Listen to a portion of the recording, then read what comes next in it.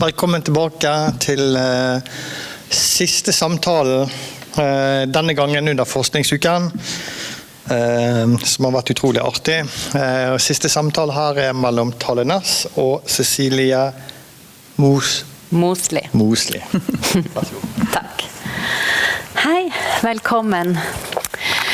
Da har jeg gleden av å få snakke med stipendiat Næss, som også. Det noen som ikke forstår norsk her? Is it anyone who needs it in English or? Okay. Because we were told to prepare it in Norwegian, so excuse me if I have to look for some words then, because I have not prepared in English, so I'll do my best. Okay, so again, I'm very happy to introduce Næss, who is a research fellowship here in theater in Kio, and she is a playwright. Besides being a playwright, which has been her main occupation for the last years, she is an author. She's given out several books, and it might be more to come. We can talk more about that later. She's a dramaturg. She is also educated in film knowledge. Is that how we say it in English? Film science, I think. Film science, yes. And she has been publishing a lot of essays and how to say it, essays and in magazines and different. She is working on we'll go through, she's working on a lot of different topics that she wanted to explore in these years. We're going to talk about a lot of it, but not everything. And we have decided if we find something that is interesting, we'll stay in it. So you might not get the whole of her research, but you'll get some pieces and of course the most central things we will talk about. Her research is called From 1 to 100. I want to first establish a little bit about what was your first thoughts about this and when you applied for doing this, because I also find it very interesting that Thales' goals with this are changing, because she finds things and she finds some doors she closes and some that is opening even more, and how come, and I think that's the most interesting thing about artistic research, that you actually can do that, like in other kinds of research, that you actually can do it also in art. So tell me about my initial thought with that title, 1 to 100. It's if some of you might have seen it. If not, it's written in numbers, so it's a 1, it's a number, a 1, and then colon 100, and that's also a scale. An expression for a scale, like on a map, from 1 to 100. So it's quite a sort of rich. I often like these sort of paradoxes in titles and in tasks I give myself. So it has a potential of being flexible. So it could be like trying to explore a work that goes from 1 character to 100 characters, like very, very sort of pragmatic way of looking at it, or it could be a way of expanding your field of understanding the world, understanding the world from one perspective and changing that to trying to understand it from a multiple of perspectives. It could also be like trying to remove yourself from the one point, like usually you see your situation very much from your own point of view, and what happens if you try remove yourself from that point of view and go out to maybe where the hundreds are. So look at the world from the perspective of someone else. I was also very eager to find a way to work with my art form and to get away from not from my ego, but from the romantic idea of myself as an artist. I was really tired of going inwards. So I thought, could there be a way for me to explore a kind of position or a kind of way of seeing my work where I go outside myself instead of inside myself. So all these perspectives, and it came from a kind of ethical tension I was in. I was feeling like, I've said it so many times, but I can say it again because it's so vital to the starting process, that like when you have a cup of coffee, and it costs like 48 kroners, and you start thinking about the guy that sort of picked that coffee or planted that coffee, and all of a sudden you have the whole world economy like in your hand. And I still sort of kept on drinking the most expensive coffee. Some people have explained that feeling of being like on the top of the rubbish heap. You know, you're like the top consumer kind of situation. And I felt a really strong ethical tension in that. And I thought, how can I put that ethical tension in my work? So that was kind of the starting point. And that's still the driving machine in my work. Yeah.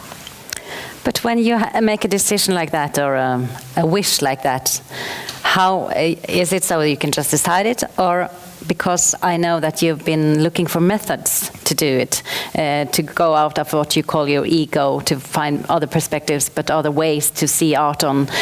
But how did you find the methods, and what are the methods? Well, it's a particular, of course I work in a particular field of writing, so I do write mainly, but I write for the stage.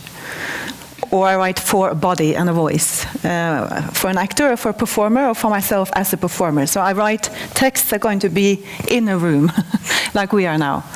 So I don't write it for the page, I write it for something to express it. And my field is called playwriting. We often in Norway call it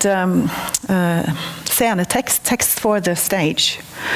So it is much bigger way of understanding that way of writing than just writing dramatic plays. It doesn't have to be a dramatic play. But in that tradition, there has been a focus in playwriting on a certain way of understanding a theatre as a place for what they call it, characters, action and drama. And because of that, whatever I do, I will sort of bounce into those walls. The last, I would say, maybe from the late 70s, there's been a lot of people trying to talk about other ways of discussing what my field of work can be. And in that discussion, like for instance, right now I'm reading Isabel Fuchs, who's been writing about landscape and theatre, and a lot of the issues are about theatre and the world. Theatre and the world. So theatre, not necessarily in the world, but how theatre bounces against the world. And there's a tension. So when I try to explore that topic of going outside myself, I also have to grasp with those particular issues that goes on in my field of art.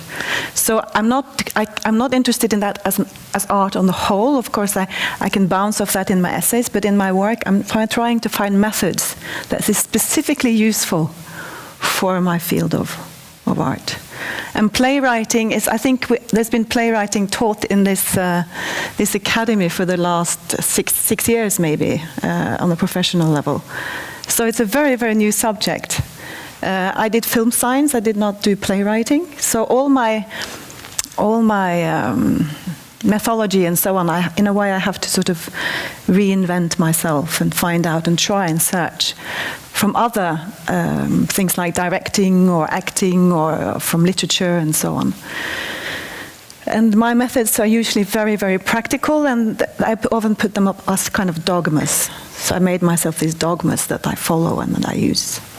We can probably talk a little bit about that. Yes, because when you say you find dogmas and you do it practical, your research has been, like in art, it's this different kind, because you need to go back to the field and do it practical all the time. Yeah. And what interests me is that it's specifically practical, because I want to talk a little bit about the man you have the book over there about, Cassano, who is one of your most important tools in this research period. And he is very practical. Can you tell us a little bit about Cassano? Well, this guy, Paul Cassano, I did not know about him when I read my application, and I sort of bounced into him or collided with him, and I came to Kyiv because there's a big EU project here at Kyiv based on this guy's work. It's called EU Collective Plays, and we are producing plays all over Europe that exploring the ideas that this guy is putting into the forefront of playwriting studies. And he's mainly a teacher. So he's teaching playwriting. So all his methods come from that teaching practice and to work with young students who want to write plays, who want to be actors. And his main discovery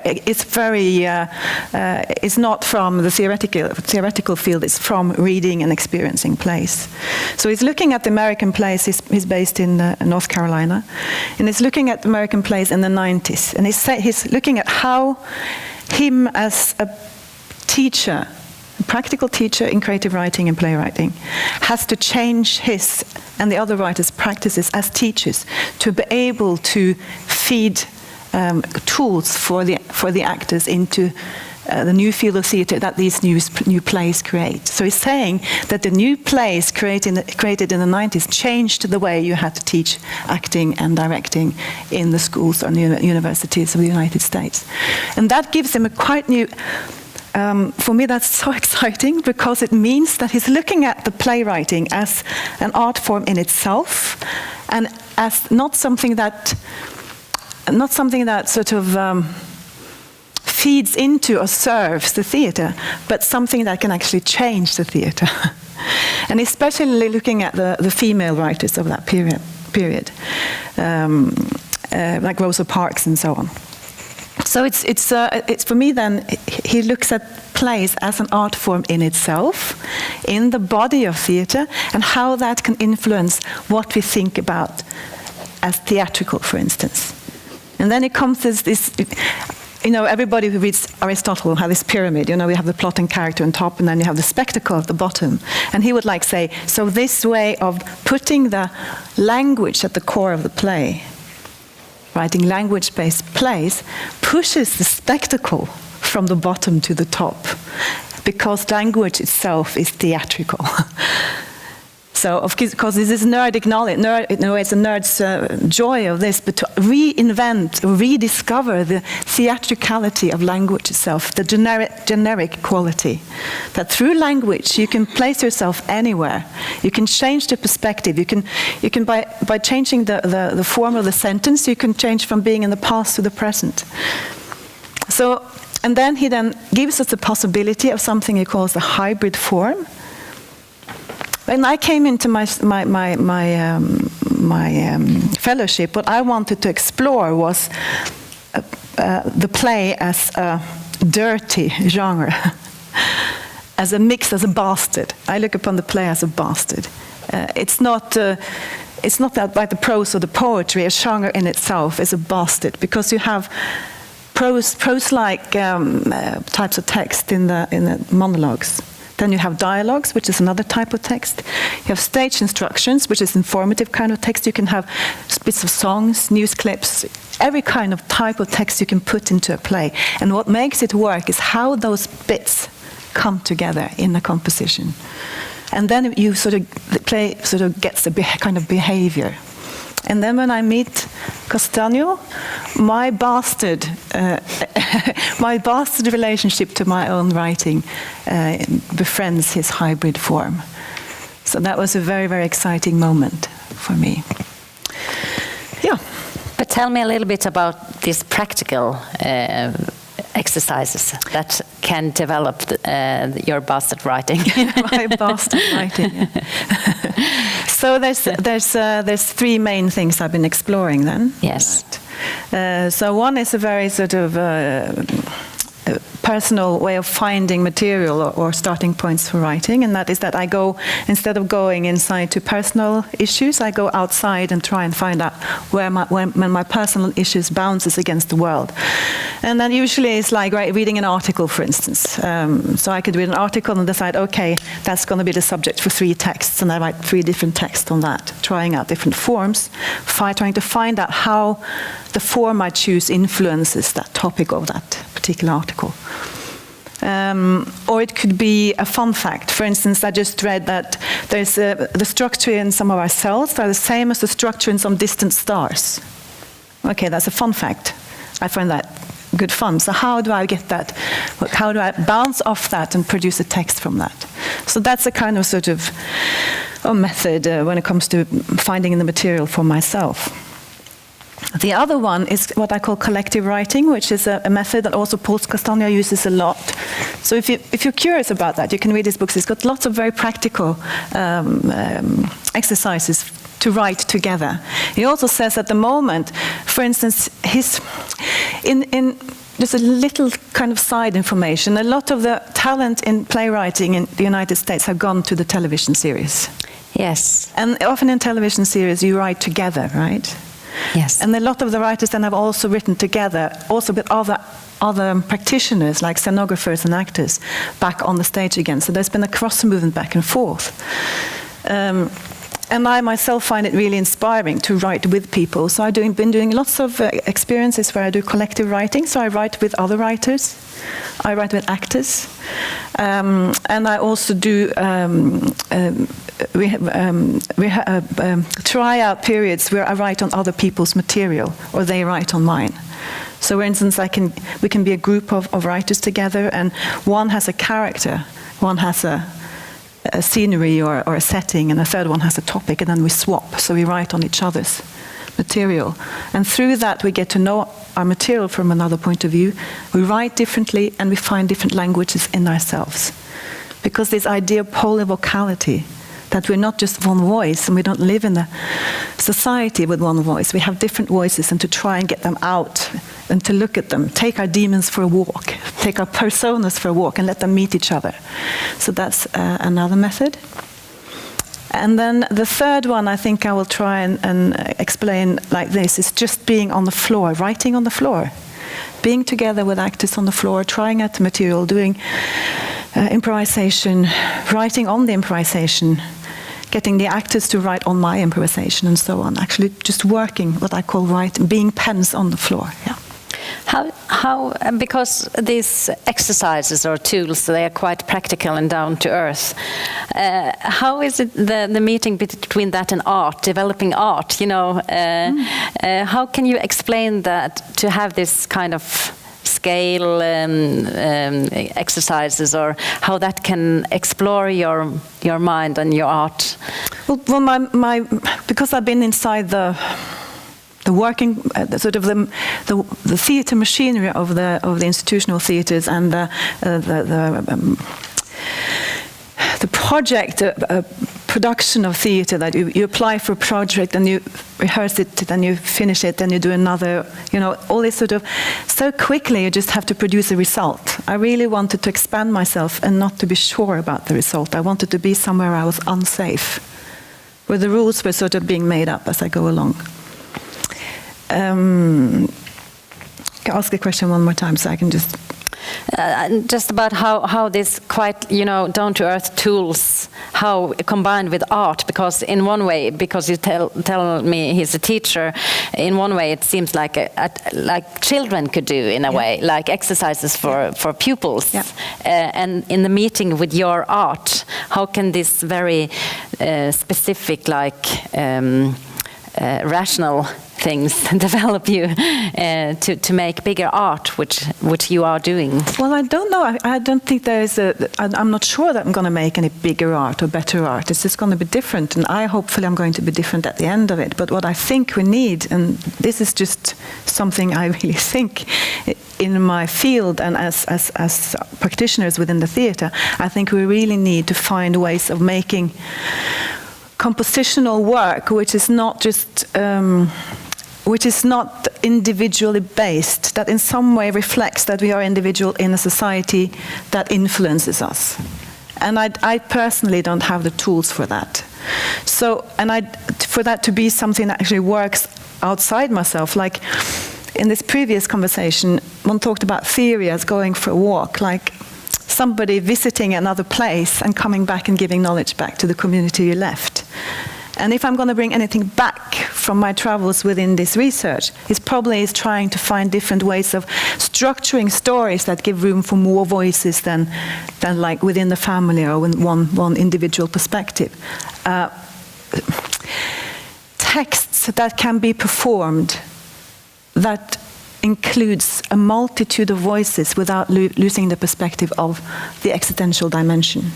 Because we do have traditions in the theatre for doing that, but there seems to be either we move out into the world or we move into the individual. So find a way where those kind of levels bounce against each other, so that we have a chance in the theatre to think about the connection and the tension between the individual and the society. Because I think personally that I really need to see that kind of art. And I don't know if I'm going to be the one making it, but maybe I can show a way, tools how to make it, and probably also structure that makes that possible.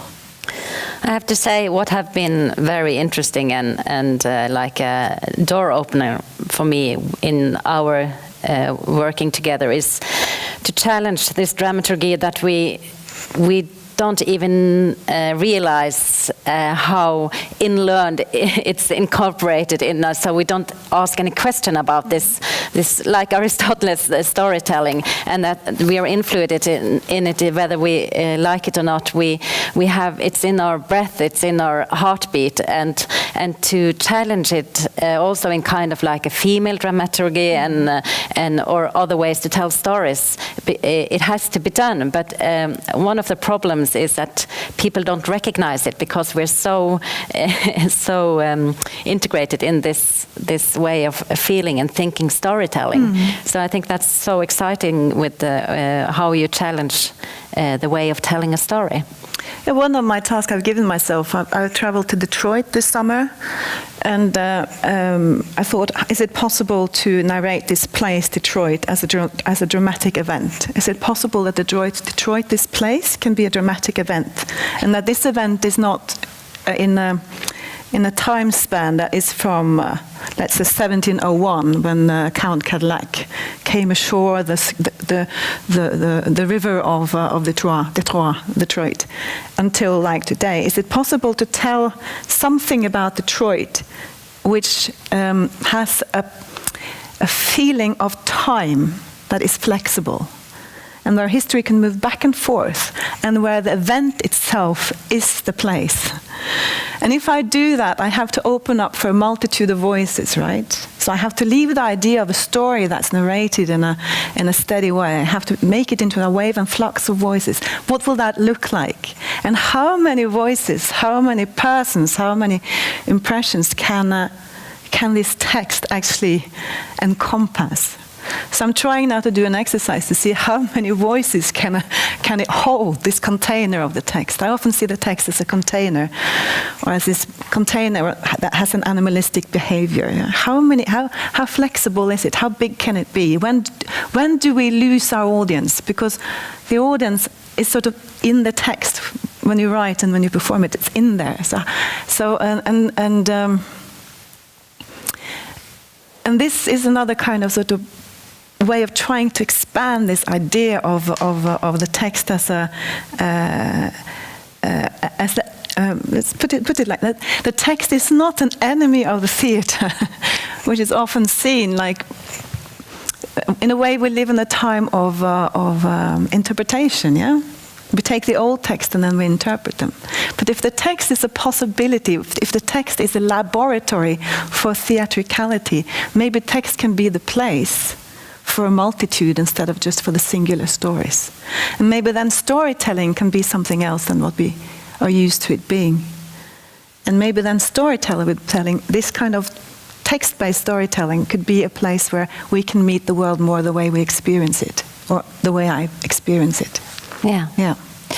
So Detroit is both, as you say, an extreme polyvocal experience, but it also has to do about what you discuss in your research, which is something called topos. Would you explain that to us?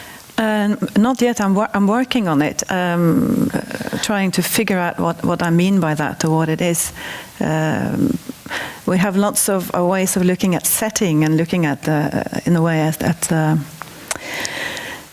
the place as a kind of agent. But if the place is actually also the structuring element of the text, so the text is following this topoi, this place. in the Greek philosophy is sort of connected to inertia, or to the act of creating something. So the place is where you go to. Like when I talk to you guys, I go to this place trying to express something particular. For instance, if I want to make a message across about the Me Too campaign, I will try and find the place or the example or something rhetorically that expresses that.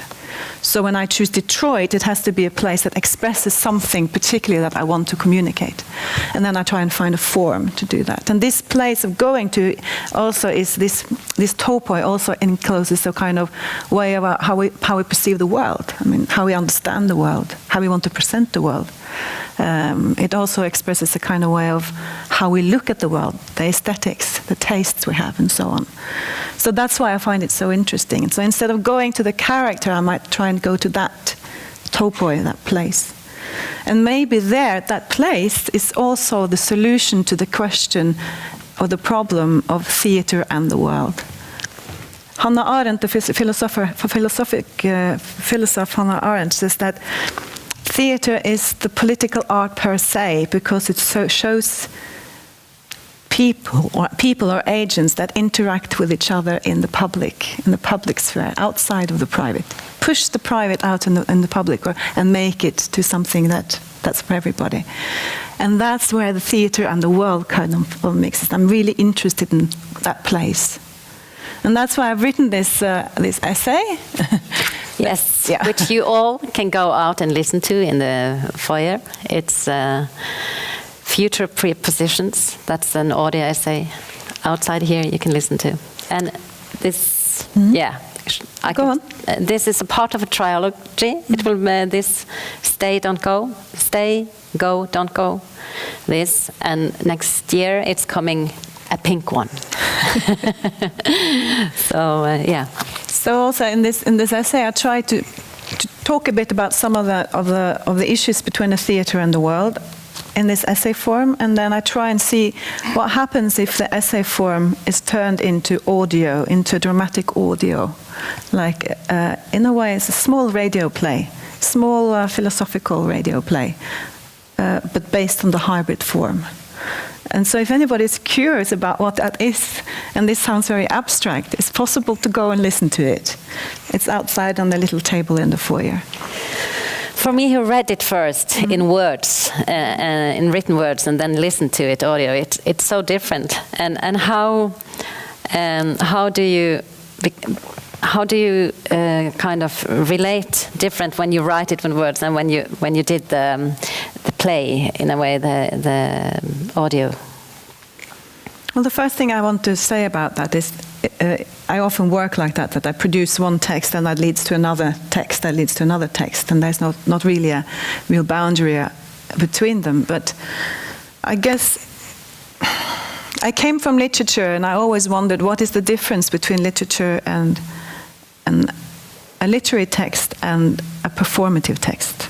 This is my main question. What is the real difference between a literary text and a performative text? What is it?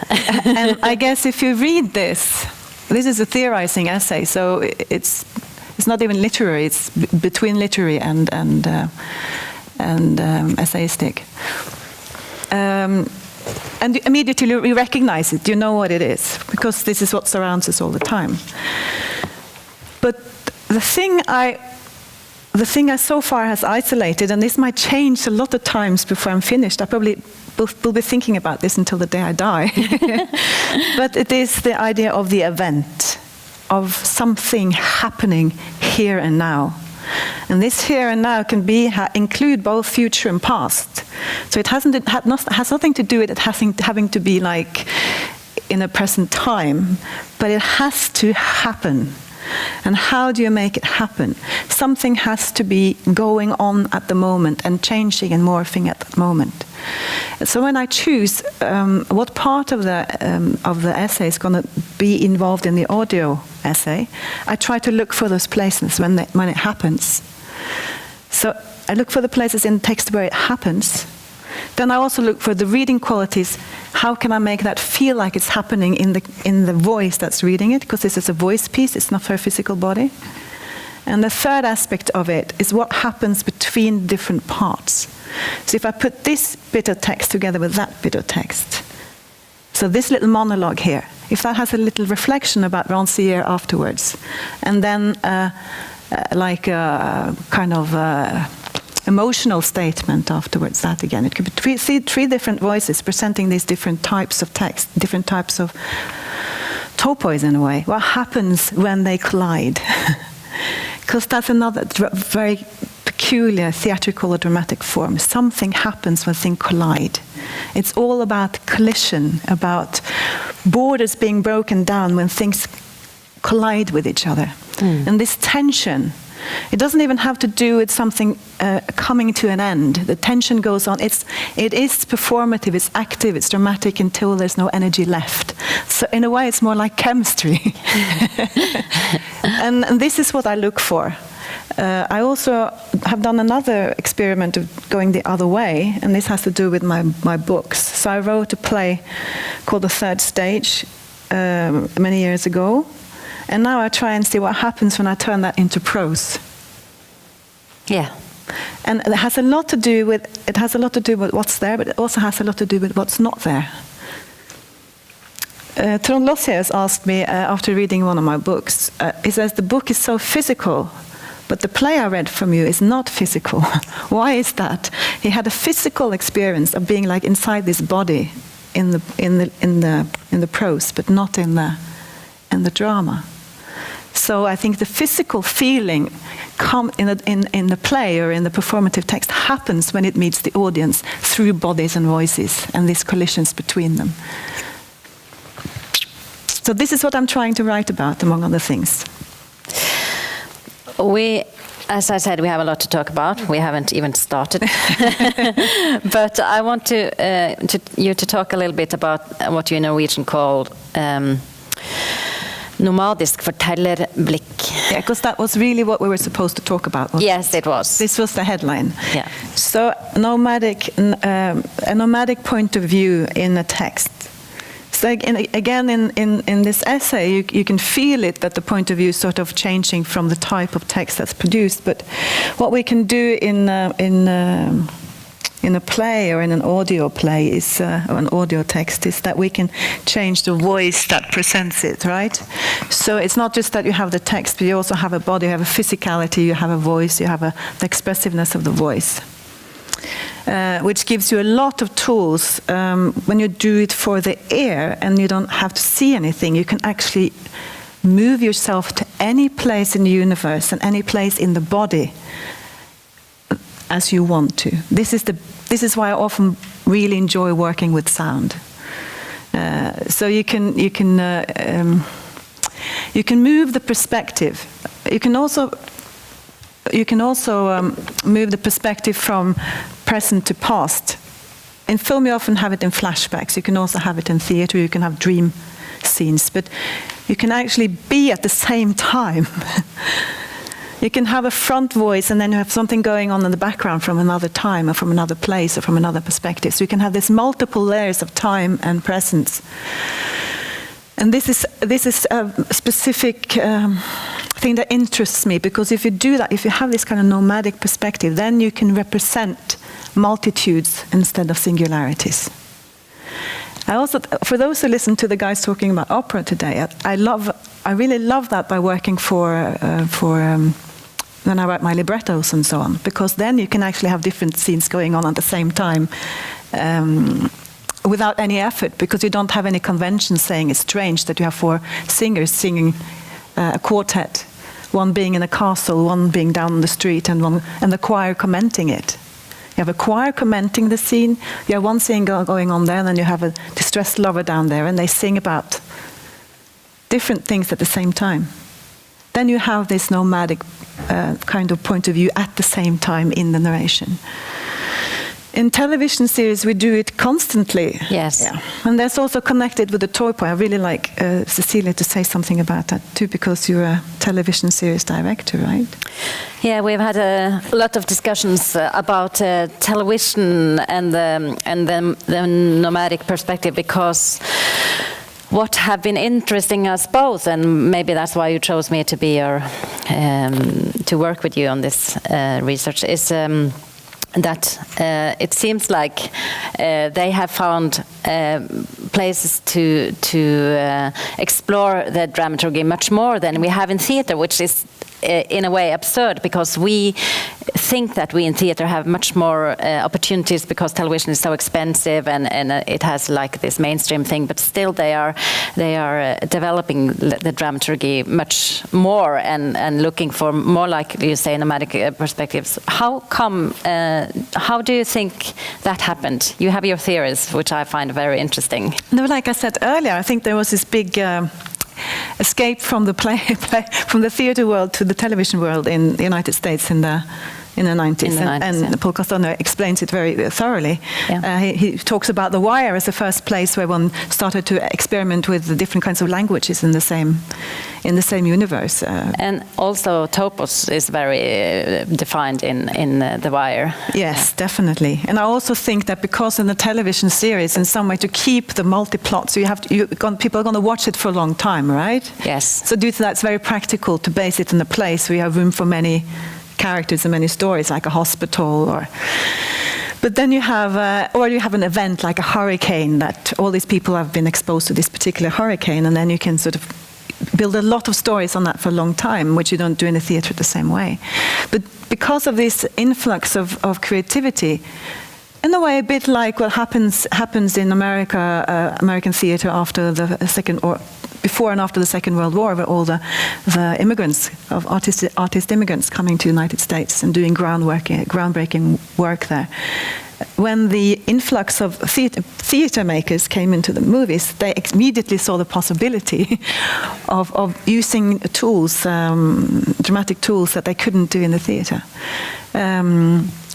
And for instance, then you have a series like The Leftovers. I don't know if anybody has seen it, but it really plays on the conventions all the time.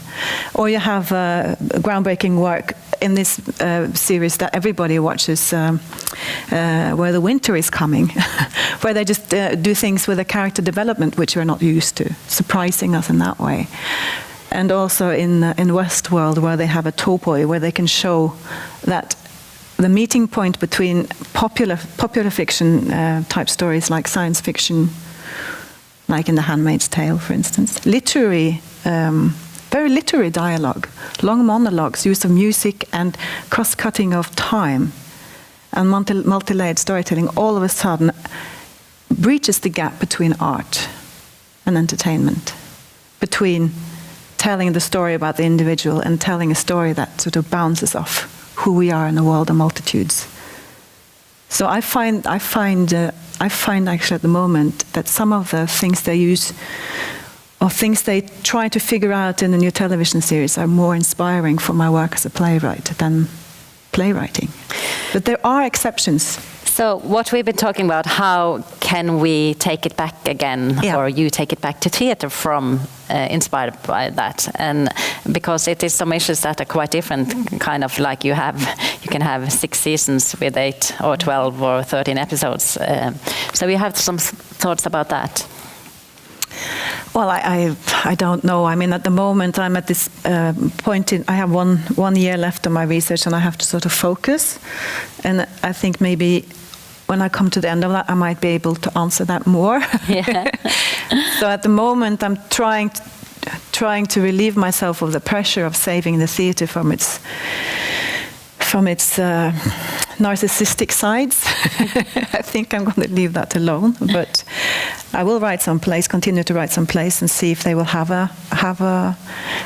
There are writers who try and challenge that all the time. For instance, I would recommend you to go and see the play by Roland Schimmelpfennig at Theater Ibsen.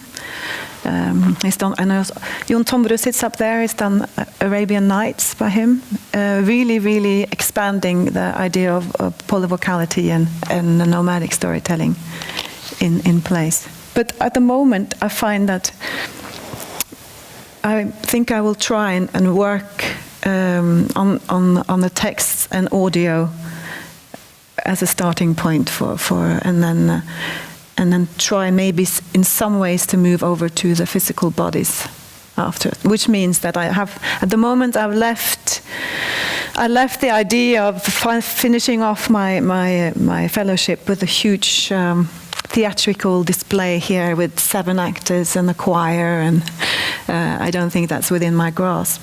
I might write those texts, but I will produce work that is audio-based and more like installation-based at the moment. But you also have a word, you talk about post-genre. It, according to a bit to this, about how we make the what we call scenetext. Do we have time for that? How many minutes do we let have? me see, because I want to talk about darkness as well. Oh my God. Yeah, I think we should talk about darkness. I think we should. Yeah. But if you're interested in that, it's all in this one, so yeah. Because what have happened is that your inspiring man, Paul Cassano, he became interested in your work, which is called Darkness, which is a poorly written play. And tell us about this. So we can finish up on that. It's very practical, and also it means that you at KIO can follow that progress. There will be a publication on our web pages about that project, EU Collective Plays, in a couple of weeks, I think. And we'll also then launch the news that the play that we have been responsible at producing at Teaterhøgskolen, called Darkness, The Enemy Inside, is going to be performed, directed by Paul Cassano in North Carolina in 2019. It's great news. Yeah. Yes. So, and it's also very interesting because we'll do a production here with the third-year students this autumn. So then we can also compare our notes, right? So this same material will be performed by theatre students in Oslo and in North Carolina, with half years a year period between, and we can go back and forth and look at both the process of working with that material and the staging of it. So I can just tell you, just so people know, that these 8 plays are being produced all over Europe at the moment. KIO is involved in producing 2 of them, one with the Preshnakov brothers and Jean-Maria Servo. At Oslo Acting Festival this June, they will be here. The Preshnakov brothers are very interesting playwrights from Russia, and Jean-Maria Servo is also an interesting Italian playwright. They have written this play together. And then here at KIO, we've had the base with a Nordic group, Icelandic writer Kristin Eiriksdotter, Albert Ostermeier from Hamburg, Germany, Sigbjørn Skåden, who's a Sami writer based in Tromsø, me, and I also insisted on having the director of the play in the group, so he wouldn't be an external eyes, but actually inside the group. And I've been the head dramaturg and also co-writer with them, and we've been trying out this hybrid form. So all the writers have been writing their pieces based on discussions that we had, and then we put it together in a kind of, trying to make them collide and excite each other instead of being one whole span, like uniform time and space and characters. Yeah. But your starting point was actually that you made a kind of a geography of combined with the plot and the characters. Would you tell a little bit about that? Well, back to the same. So now we're really sort of, this is good because now we can come back to this more sort of abstract way of thinking around it. So I tried to then again exercise this idea of having the setting or the place or the topoi as a kind of starting point and structuring element for the whole play. And Gianluca wrote a piece about his home and his life in Næss. And everybody who wasn't from Oslo got very excited about this place, Næss. And we built this sort of suburban kind of hell, recognizable hell. And then we sort of explored this dark interior. And then, in a way, this structured our story. The setting and the place, the characters and how they moved. And also at some point in the play, we decided, okay, what happens if this peninsula tears itself loose from the mainland and starts to drift away from the Norwegian coast? And so this is a very different way of writing a play or exploring the playwriting strategies. I know we're running out of time, but I really want to know your hopes about the theatre and or playwrights as a scenetext for the future. Because what is your wishes and your aims for how to make it political, human, and and developing art form? Well, one of the things that we've actually done here at KIO, which I think is a really, really good thing, is that we've changed our master studies from being separated into different specialized fields that are taught separately. Before we had the actors here, we had the directors here, and then we had the playwrights over here. Now we've made a master's in theatre. People still specialize, but they have to work together. And I really wanted that from a very selfish playwriting point of view, because I really think that the playwrights need to be artists on their own accord, working inside the theatre body, not outside of it. Not serving the theatre, not being the enemy of the theatre, and not being the star of the theatre, but being inside the actual body. And for us to be together and have that conversation about what theatre should be. It's a demo. In KIO also, it's been, for many years, it's been a very divided between the sexes as well. So the students who have been here, who have been studying playwriting, have been female, often quite grown girls. And the directors have been men, quite young boys. And we had this discussion also when I was stepping in as a professor in playwriting, where the directors were supposed to work with female writers. And the female writers say, why don't you perform female playwrights? And it was impossible for them to find any female playwrights, although some of the most exciting playwrights we have now are female. So due to that too, we need to get those. We need those bodies to collide together and discuss and find out why is it like that. Jo Strømgren had an opening performance yesterday in Hålogaland Theatre, a new comedy. I've worked with him as a dramaturg. He can write fantastic comedy. He can be a really superb writer. Anke Gerhardsen asked in her critic in Nordlys today, where is the text? The text crap. And it's not because Jo Strømgren can't write. It's not because he didn't want to. It's just there was no one paying attention to it, because there is no dramaturg there at the moment, and you was more interested in the formal aspects and the staging of it. So we need to have the writers in the body just to have that discussion. Yeah. So this is the main thing. At the moment in Norway and in Sweden and Germany, there are some really exciting playwrights. Next Friday, Kristoffer Grønskag is having an opening premiere of Satellites in the Night Sky. Wonderful play for children, language-based. It's today, actually. It's today, right? Yeah. So go to Drammen if you can see it. It's only today. Really, really inventive language-based play.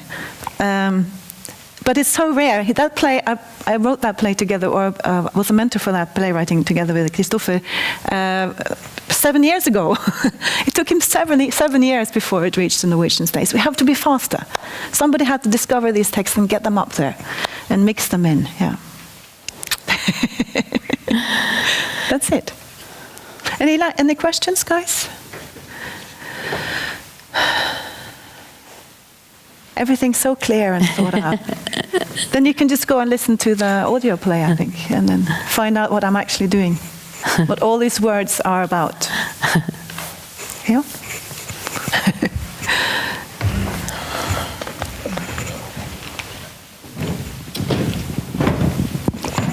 Thank you. There's one up there. I really enjoyed this conversation also, so I will just poking a little bit into your concepts. I was curious about this concept of nomadic point of view. And I wonder, what is a nomadic point of view, if you think, compared to a wandering point of view? Or because I think if you think of the nomadic, it's for me not about...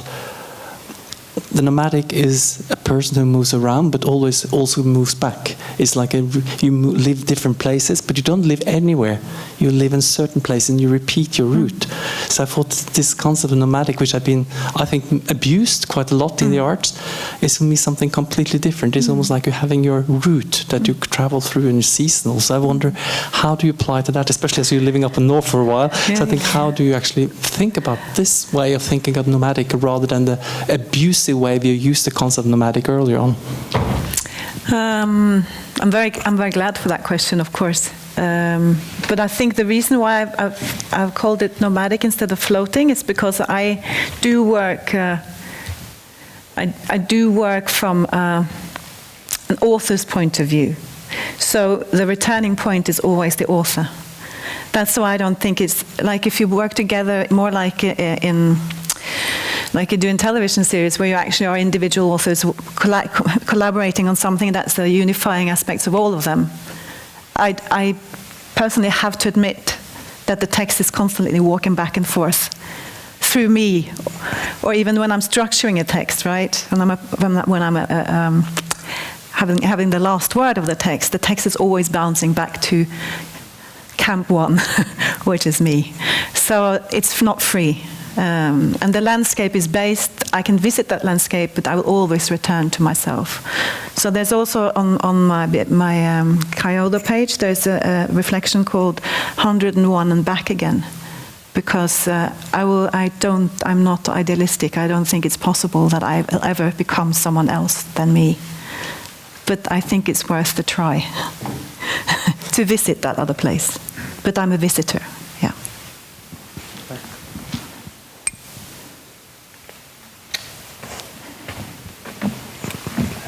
I have lots of questions myself, but I think we'll need a few days for those. I'll save them for later. But thank you very much for a very, very rich and engaging conversation. Thanks, both of you. Thank you, Trond, for the opportunity.